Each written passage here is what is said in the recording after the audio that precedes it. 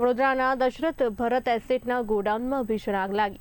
ગોડાઉનમાં અચાનક ભીષણ આગ લાગતા હડકંપ મચી ગયું છે. ઇમ્પોર્ટ એક્સપોર્ટના લાકડાના પેલેટના જથ્થામાં આગ ભભૂકી. આગ લાગવાના કારણો અંગે હજુ સુધી કોઈ સત્તાવાર માહિતી નથી મળી. આગ લાગતા સમગ્ર વિસ્તારમાં અફરાતફરીનો માહોલ સર્જાયો. ઘટનાની જાણ થતાં વડોદરા ફાયર બ્રિગેડની ટીમ સ્થળ પર પહોંચી. ફાયર બ્રિગેડના 3 બંબા દ્વારા આગ પર કાબુ મેળવવાના પ્રયાસો કરાયા. લાકડાના પેલેટ હોવાથી આગે ઝડપથી વિકરાળ સ્વરૂપ ધારણ કર્યું હતું. ગોડાઉન છે ત્યાં કંટ્રોલને હમણાં વર્દી મળી હતી, તો આપ જોઈ શકો છો કે બહુ મોટા પ્રમાણમાં આગ લાગેલી છે.